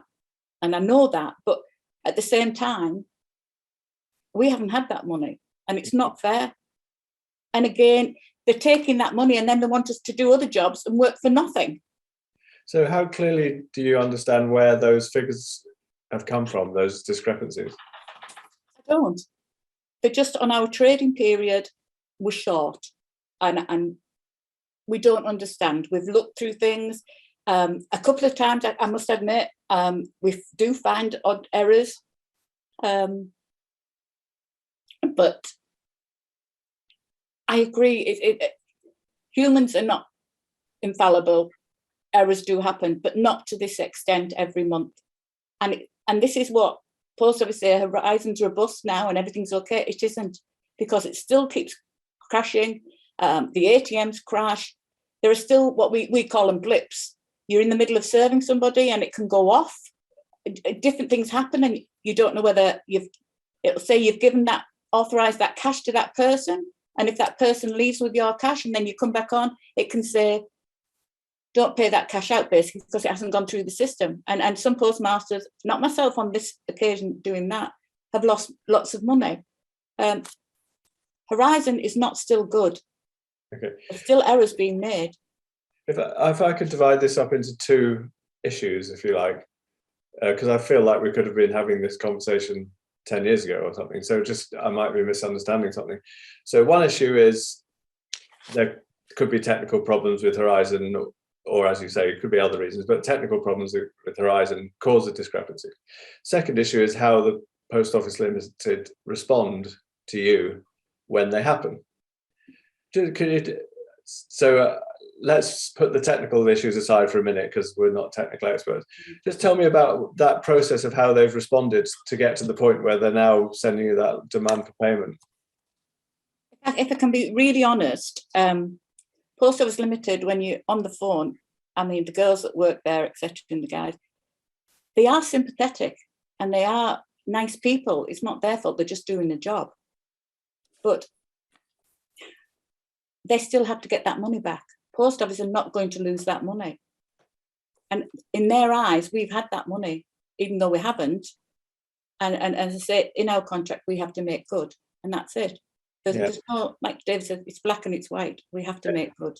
Okay. So I understand that. What I don't really understand is why it's not possible to trace where that money's gone anymore, because maybe there's a reason, but do you want to just explain to me what you could do to identify where that money is, or even if it exists in the real world, if you know what I mean? Well, I'll tell you what we do. When we do a trading period and a balance period and everything's fine, great. All my staff are on individual stock units, so if it's short, we know where to look for it. Mm-hmm. but sometimes it's short in a couple of stock units. And what we do is we go through all their work, because we keep every stock unit's work separate. So we'll go through the transaction, we'll print off a transaction log, and we'll look for something similar to that amount, or even half of the amount that they're short, because we think, well, did somebody withdraw and you've put it as a deposit, or, you know, a withdrawal and it's, you know, different way around, and it doubles. So we go through the transaction log. Can you remember who did that banking? Who was this? You know, when there's large amounts, who's that? And then, because you're used to doing the job as such, you can say, well, that's so-and-so, that's that pub over the road, that's that pub. Yeah, I can remember that, Mm-hmm. But then there was one occasion where we were £600 short in my shop till post office. And it was what it actually was, because when I went through the transaction log, it showed a post office card account withdrawal of £600, which was the maximum you could withdraw. But on the transaction log, it actually said 0 and nothing paid out. But they had the counter clerk was at fault. She hadn't looked back at the screen, and she paid £600 out to this gentleman. Now, to go to post office, you go to post office, look, I know this is what happened, and you give them the transaction details, the time, everything that you've got on your paperwork, on your transaction log. They don't help you. They cannot help. Now, what they will do, if it's a bank and you've paid out too much or whatever, or they've paid too much, they will go to the bank if they can. But then it's down to that individual customer, whether they say yay or nay, I had that money. And if they say they didn't have it, then we've got to go to the banking team, and they've got to try and do, there's now a protocol where they can pay us back. Mm. But it's their decision whether they pay us back or not, and then they have to try and claim from the customer. But right. Post office don't help you as such. Right. So is there any way, just to help me understand, is that the Post Office Limited can interrogate what's going on within Horizon to help you find out what's happened to that discrepancy? They can, and they tell us they will. But I know this is going back a little bit, but can I just say that I actually visited Fujitsu's offices when they were showing us what the Horizon would do and what it couldn't do. After a conference one year, and it was myself and another postmistress, my friend Anne, and we went and we were looking around and we were saying, oh, so this is where you do whatever, and this is where you write the programs, and you know what have you. And then they took us into another room that we weren't allowed to discuss because we shouldn't have been in there apparently. And this guy was showing us. So we said, what do you do? He said, oh, I go through the systems and check blah, blah, blah. I can't really exactly say what he did. But he said, look, I can get into every post office in the land, I can get into their system. And Anne and I just like looked at each other. He said, I'll show you. And what he did, he said, there, look what I'm doing. And he went into some postmaster's stock unit, and he took, I can't remember the amount, but he took some euros out of that guy's stock unit. And our jaws just dropped to the floor. And we were looking at each other and said, but won't he be short now? Are you putting them back in? Oh, no, I'll put them back in tomorrow. Right. Well, what happens if it's his trading period or he wants to balance? Well, he'll be short, but they'll be back tomorrow and he'll find them tomorrow. And we said, but you can't do that. That, you know, it was wrong. Oh, no, it's okay. I'll put them back tomorrow. Now, we left that night and got on the train to come home, but we didn't know if he'd put them back in and whether that postmaster was right or whether he balanced right or he balanced short. And like people used to say they could do that. And I said no. But I said there will be a back door. I mean, even though I'm not techie, I knew there must be a back door into a system because every computer has that. Mm-hmm. And so I did mention this too. When was that visit? Sorry, Sue? Sorry. When was that you visited Fujitsu?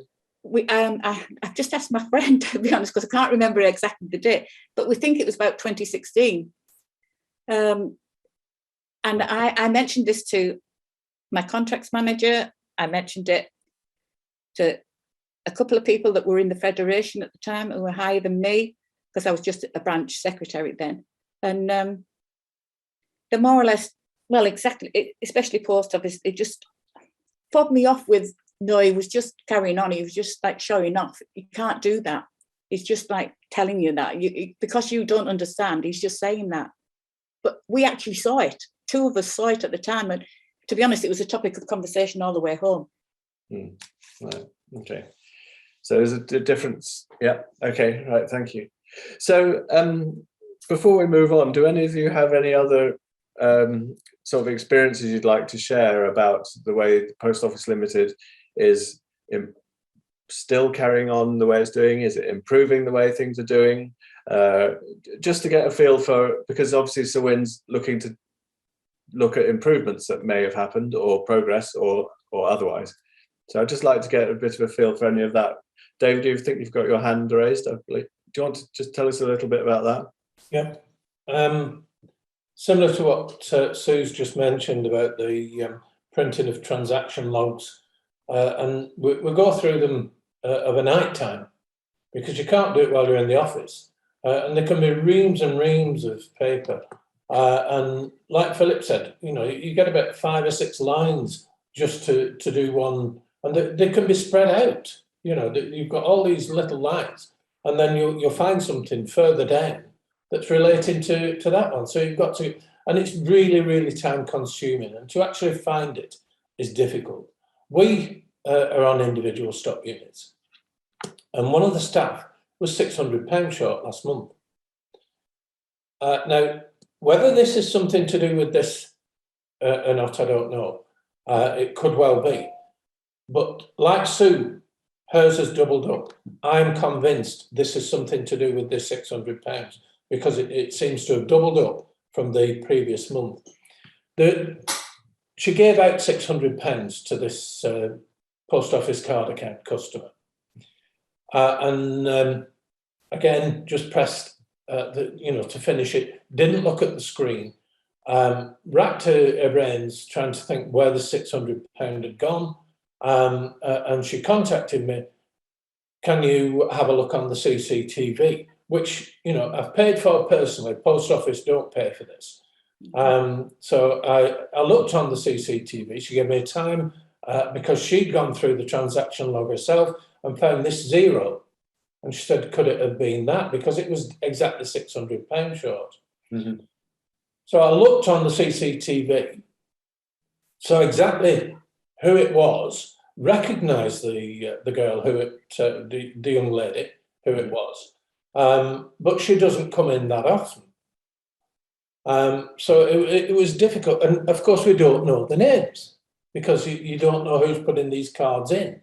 Not like the old docket system where you had a name. Mm-hmm. So I said, you just have to settle it centrally, but ring the help desk, get a reference number, and tell them that we will eventually get it back. I just happened to be in the office that day because of these current ongoing problems with the ATM, and then she walked, and so I told her, I said, look who's over there. She went across, and we got that money back from her. She withdrew another £600, but didn't take the cash. So that you'd think would balance out. To my mind, it's doubled up. Mm. So this may not well be the ATM. I don't know, because there've been that many discrepancies over this last 2 months that I don't know where I'm up to with it at all. The poor girl's tearing her hair out, the manager. So it's difficult. But the post office themselves, when she rang up and said, it's this time with the transaction log number and everything, well, we will try, but there's no guarantee we'll get anything back, because we can't relate that to a 0 transaction. We don't know who it's gone to. Okay.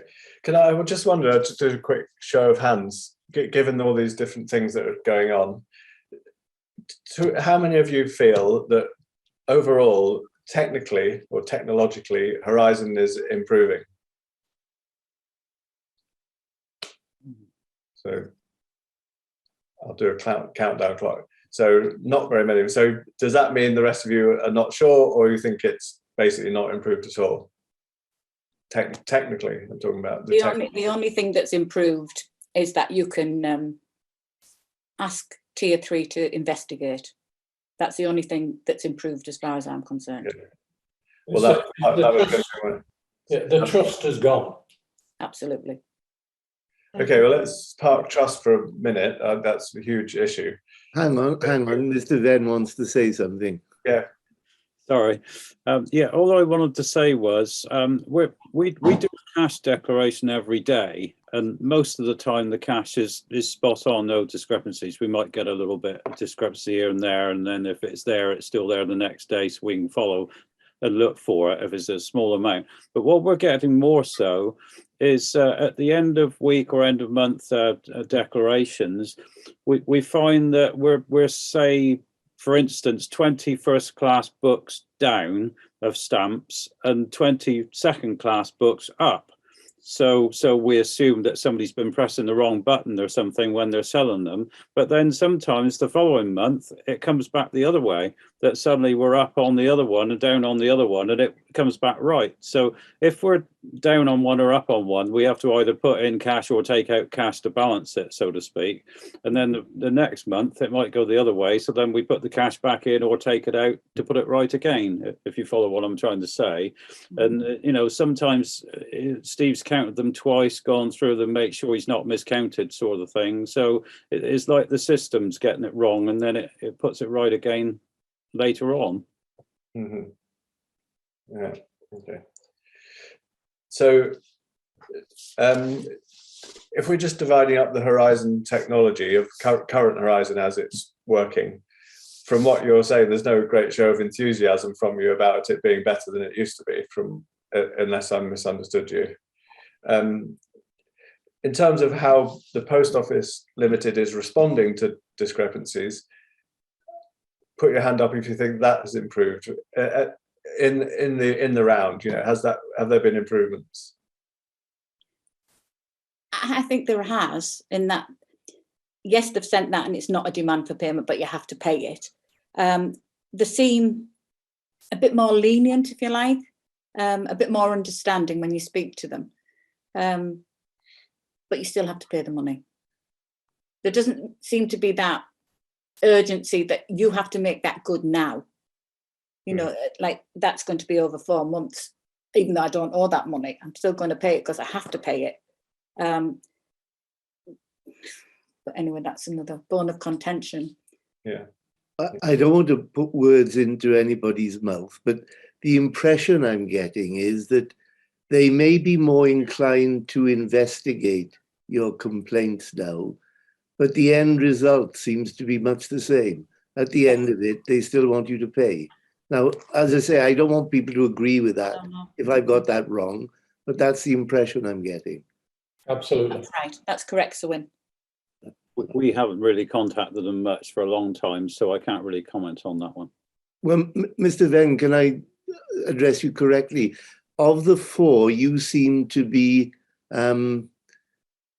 less concerned, let me put it in that way, about current Horizon than you were formerly. Is that fair? Yeah, that's pretty fair to say. As I say, on a day-to-day basis, we're rarely out on the cash sort of thing. But ours might work different because it's a self-funded one. I don't really know. Well, while you said that, and I'll make a general statement about witness statements in due course, but you were the first person I've heard from with a self-funded model. So I'm intrigued by it. So I may want you to put something in writing to me, if you're prepared to explain it to me, all right? I don't want to take up 10 minutes now, but I'd be grateful if you did explain it to me so that I understand what it is. Anyway, I'll say something about statements at the end, all right? Sorry. From what I understand, I think there's about 30 of them in the country at the moment still, because they're developing a new system now and it won't cater for self-funded post offices anymore. Hence, we've got to go to a funded one, or I just call it a day. Yeah, okay. Well, it may be that ultimately the issue of self-funding is not crucially important in relation to what I have to investigate, but I'm being a bit nosy, if you like, and since it's the first time I've heard about it, I would just like to understand it a bit more. Anyway, as I say, we'll come back to statements at the end. That's okay. You're welcome to email me at any time and I can respond to you if that's any use. Yeah, thank you. Thank yes, you. Mr. Norris. Thank you. So I think it was Sue mentioned about, I might be wrong, one of you mentioned about tier 3 being available for basically for escalating disputes. So I just wanted to know, if I was in your position and I wanted to dispute something, do you feel there have been improvements in the escalation process? Would I be getting a better experience in terms of trying to resolve things, even if the end result is the same? I think so. You would feel like they were doing something. And is that process clear enough to everyone, do you think, what to do? Yeah. It comes up on everybody's screen when you're doing the trading period. And did it used to? No. Right, okay, thank you. Sorry. It doesn't mention tier 3 though, does it, Sue? No, just that post office. It's just that we know it goes to tier 3, sorry. But yeah, the post office will investigate. And is there anywhere, forgive my, maybe it sounds a bit old fashioned, but is there a manual which explains this is what you do if you've got a, it might not mention tier 3 by name, but it's say, this is what to do? Or is there a manual which explains how Horizon has come to this result or anything like that? Are there resources which you can refer to, I guess is the question. Sorry. What's a manual? Yeah. Are there, what resources do you have to kind of know what to do then? You use your brain. And just you investigate and look for it, and then you ask post office, because you have no access to the back end of transactions. That's the part that post office have to investigate. Right. We can only investigate our end. Mm-hmm. You have to do training on Horizon and do tests for compliance, financial services, etc., and look at the booklet, read the questions and answers, the sort of thing in the booklet. You don't get a booklet. That was years ago. You used to get them, but you can go on Horizon Help if it doesn't freeze like it normally does, and then your whole system goes down and you have to reboot. But what I know, most people just do the answers because basically you know them from what you do. So if you've got experience, you might guess, but if you haven't, all right. Okay, I just want to pick now just a quick aside. One of the things I wanted to cover was the impact of all of this on you, of the Horizon failures. We're not going to have an enormous amount of time for that, but I'd like to come to it before we finish, because I just wanted to pick up on something that David said, and I asked him to park, was about trust. So when I was asking about technology, you said, well, we've lost all trust. What was your view of it, David? Do you mean you've lost trust in the technology to work, or do you mean trust more widely? Could you just talk to that for me for a minute, please? Having had it drummed into us that the system was robust, and since the court case and post office admitting that it wasn't robust, the trust itself has just gone completely in the system as a whole, and unfortunately that will take a long time to come back to having any form of trust. And still, I mean, Philip said that we do daily cash declarations, which we do. So we narrow it down to finding anything wrong. We don't check the stock every day. We do that once a week, but at least we keep it to a minimum of any discrepancies, that it's easier to actually find. But when you get things like this that I've just had, that whatever tier it is that's supposedly investigated, you've no proof that they've investigated, and that lack of trust should not be there. We're supposed to be a trusted organisation, a trusted brand, and I'm afraid that has been lost because of the debacle that is Horizon. Okay, thank you. So Diane, on that subject of trusting the technology and trusting the Post Office Limited, Where do you stand on that? I think I've lost all my trust in it as well. I used to be very proud to be part of the post office, but I think basically they've done the dirty on us, well and truly, both with the technology and the backup that they should be giving us. They should be there to sort of guide us and help us, and they should be glad to have us. And they're just not. They're just not. We oh, everybody's changed. We seem to be the lowest of the low as far as the post office is concerned. That's how I feel anyway. Mm-hmm. David, you've got your hand raised.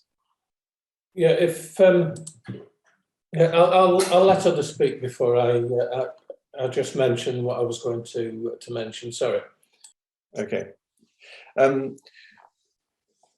Do any of you differ from that view that we've just heard? Philip, do you feel that maybe trust is rebuilding over time in the system and in Post Office Limited? Or... Well, to be fair, we're having a lot less issues now than we did a few years ago. So I guess, in my opinion, maybe it has improved, but who knows? It's not varying from branch to branch, though. Or is ours different, as for the reasons we've already said? But my main issue with Post Office, more so than that at the moment, is the fact that we're getting nowhere near enough for what we're doing, really. Is whereas, as I said, there was 2 people running a sub post office in this village for decades on a salary, and they did away with that, and now they've gone to these post office local things where we just get remunerations on transactions. And it's fine in a tiny little village shop where you can use the same person for working the till in the shop and the post office as well, because then it's extra income. But in a busy filling station like we've got, you've got to have somebody there, a competent person that's watching all the pumps, and there's not a 5-year-old spraying fuel everywhere and things like that. You can't use the same for both. So you've got to actually have somebody specific for that role for the post office, hence it doesn't work. Sorry, I've probably gone off on a tangent again. No, that's fine. We don't probably have time to think about the levels of remuneration, but I totally hear what you're saying, and I've heard it from others as well. So but I can't really get into that now. David, do you want to just say what you were going to say, and then I'll come to you, Sue? Yeah. A week or 2 back, I was on with the NFSP about the Horizon inquiry, and I mentioned about the historical shortfall, how they expected us to give to Post Office information of what monies we've actually paid back over the years. Now, I haven't kept it on computer, what I've paid back over the years, but they have a computer system that will have that historical data. I was told they destroyed it. Anything over 7 years ago, they have destroyed it, even from a computer. Now, I think I can smell a rat. Okay, I think I'll have to play that one into Sewin's brain to store up for later, I think. But I hear what you're saying about it. Well, I think it's no surprise to anyone that part of my remit permits me to look at the workings of the historical shortfall scheme. So in due course, there will be sessions dealing specifically with that. Thank you. Mm-hmm. Sue, do you want to just say what you were going to say? Thank you, David. I can. The post office, there is no trust between postmasters and the post office, because you've got Nick Reed on one hand saying he's going to reset the relationship between the post office and the postmaster, and we're going to be properly remunerated. And then at the same time, you've got them taking away a stamp process for special delivery envelopes, where you make a bit more money than you do on selling a normal stamp or printing a label. And you're supposed to use the prepaid envelopes where you make more money. Now, some offices are using 50 and 60 of those a day that are busy near embassies, etc. But there aren't any in stock. So you have to have an envelope or a plain special delivery and put postage on or a label. So again, and the same with the ATMs, they're rolling out a software program for the ATMs to take on the post office software in the old ATMs until everybody gets a new ATM that's not fit for purpose and is costing thousands. Some postmasters are losing money all the time. Post office are rolling out so much that is not fit for purpose. They're not paying us. We only get pennies. All these banks are closing and the banking is coming to us, the banking framework. The banks are saving billions and we are getting paid a pittance again.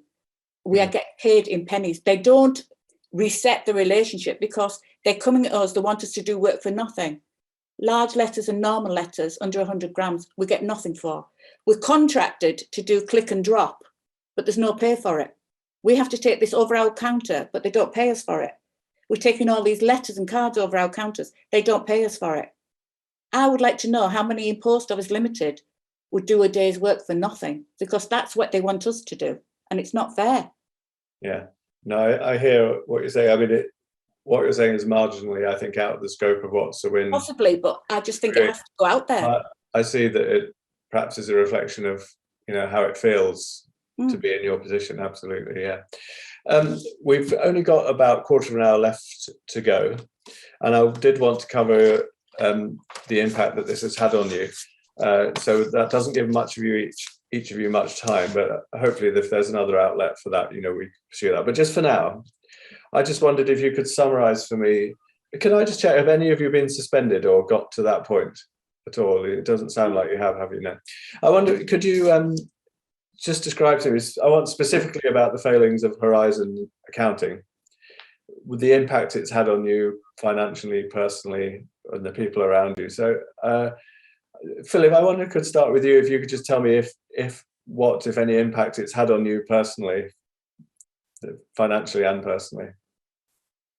To be fair, emotionally or mentally, it hasn't really affected me, because I've run a pretty stressful business for decades, so I'm used to dealing with stress on a day-to-day basis, sort of thing. And we've had enough funds in personal savings to pay back the bits and pieces that were missing all the time. So it's only really affected me financially. I wouldn't say it's affected my life apart from that. And I feel really sad for the people that obviously have had severe issues or been in prison or worse. So, but are you able to quantify those financial impacts? Pardon? Are you able to quantify those financial impacts, even approximately? In amounts, you mean? Yeah. Well, it's hard to say because I've never kept record of it. Because to start with, we didn't realise there was an issue. We thought it was staffing issues and they were doing something wrong, and gradually it became clear. But I can only guess, really. Obviously, we've got the £2,000 in scratch cards that I talked about earlier. But I'd say it's probably a minimum of 5,000. Could be a lot more. Could be 10,000. But over a few years, that is. Yeah. Okay. Thank you, Dave. Thanks for. But not in tens of thousands, like the other lady's saying. Yeah. It's not masses. Okay. Thanks, Philip.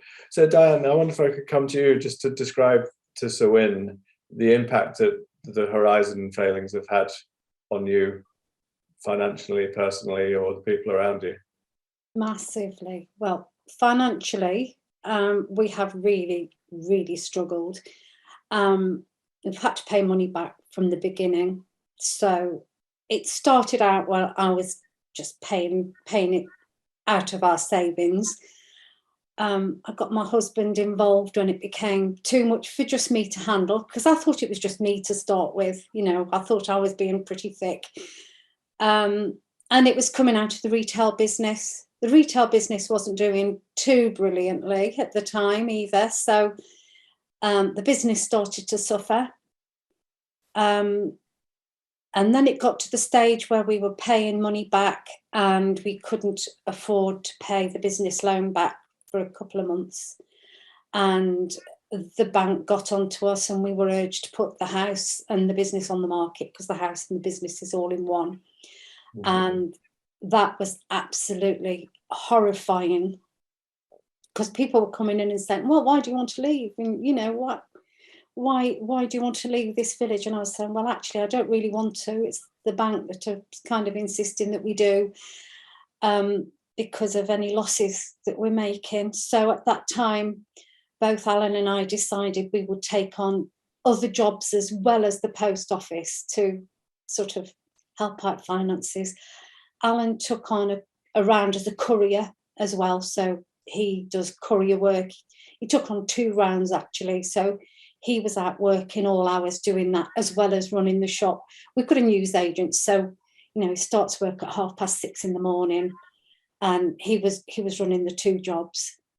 I'm quite arty and crafty, so I was making lots of things to sell in the shop as well, and refurbishing furniture and making rag rugs and all sorts just to sell in the shop and selling on Facebook and eBay. So every night, every morning, every minute of our working day was spent either in the post office or trying to make money to pay the post office back and to live.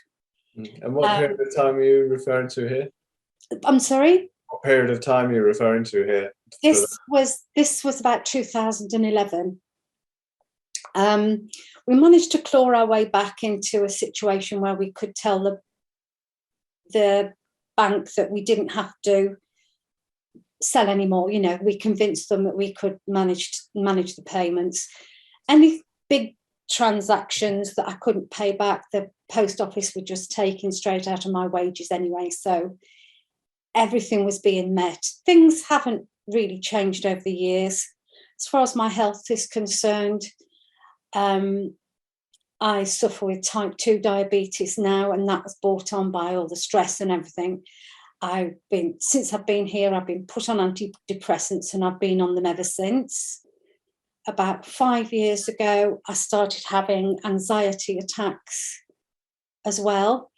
I'm on tablets for anxiety as well. I'm having counselling. I've been having counselling for about a year now. And this is my first trial, really. A couple of years ago, I would never, ever have come onto a site like this and spoken out about this, because I've always felt that anything that the post office, anything post office related was my fault, because it was my baby. I must be the one that's making all the errors, because I was told point blank by the helpline that nobody else was having these problems. It was just me, and look at my family. And as I say, I trust my family implicitly. And now it's come to light that it isn't just me. There are other people like it. It has been like a weight lifted off my shoulders to know that other people are going through similar things to me, but it doesn't help that feeling inside that makes you feel dead. And it used to be such a joy to get up every morning. I'd walk down the stairs into my post office and I'd love it. But I don't know, that joy seems to have gone out of my life, and it seems to be now it's just a job. With network transformation came along, and we weren't able to put our post office with anybody else in the village because they wouldn't have it. And it feels now like we're stuck with the post office now, whether we like it or not. It's still losing money, and post office have this grip over me that I just can't get out of. I feel quite desperate at times, but there we go. Got to keep smiling and put a happy face on for the customers. Well, thank you for sharing that so openly, Dan. No, I hear what you're saying. Thank you. We might run over by a few minutes if that's okay. Hopefully not too much, but I don't want to cut you all short. Sue, could I just come to you just to describe sort of where you are now in terms of the impact of all of this, how you reflect on it? Yeah, now I am better than I have been. I am still on antidepressants. I've had counselling. I don't sleep. I'm very lucky if I get 2 hours a night. 3 is a good sleep for me. Basically, I can break down in tears at any time. And it got to the point where I wanted to end it all. And I made myself a noose. in the woods, and my daughter was ringing, but I left my phone on the side, and she came looking, and she was all over, and she did find me. And the only reason it didn't happen were there some walkers in the woods at the time, and I was waiting for them to pass, but I just thought, I can't do this anymore. And I just thought, there's no point. Now, because I made a promise to her that I will never do it again, I'm still depressed at times. I love my job, I do, but I need to get out of the post office now for my sanity, I think. But I just don't know, because I just think, what am I going to do? Because I can't stay in the house all the time, because I just feel so down, and I don't feel trusted. I don't feel like I have the confidence to do things. I keep forgetting things. I'm just not how I used to be. I'm just not the same person. I'm a different person completely to what I used to be. Right. And it's awful. It really is. Thank you. Well, I think Sabrina and I appreciate your willingness to share that. Thank you. So finally, David, in terms of the impact all this has had on you, do you want to sort of describe that to Sawin about the different impacts it's had on you? Well, initially, when these losses first started, I hid them. I hid them from my wife because I thought it's my fault. Because at first I was working on my own, but then because we've got busier employed staff.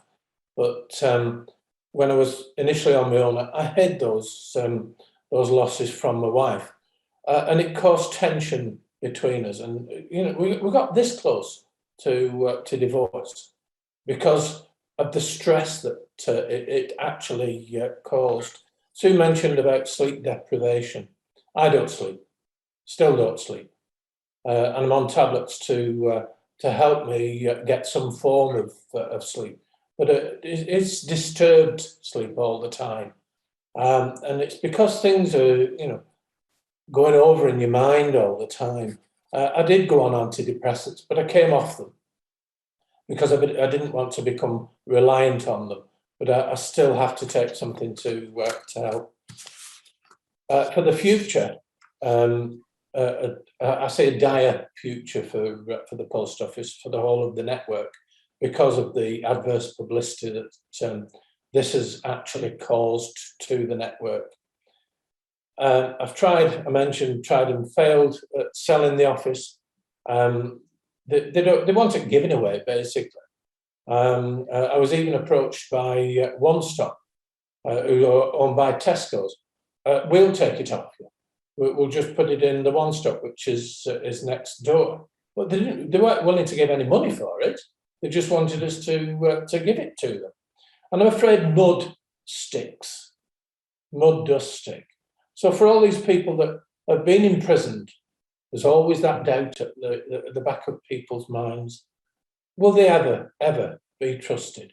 Will I ever be trusted because of all these failures that we've had over this last however many years, which is still ongoing? And Sue said she's had, this is not a demand for payment.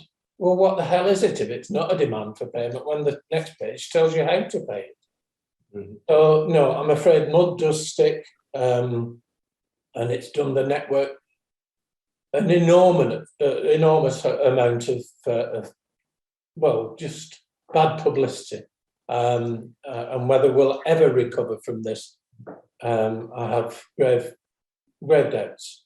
Mm-hmm. Thank you. In a moment, I'll hand back to Sawin for final questions or comments, but I would just like to ask each of you, just for a quick sentence or question or statement that you would want to ask or say to the organizations and individuals involved with Horizon over the years, or even now. So that could be the post office or Fujitsu or the government, whoever. but I'd just be interested to hear your final sort of statements or questions. So I'll start with you, Sue, if that's okay. Just to tell me what you would want to say or ask of the organisations and individuals involved.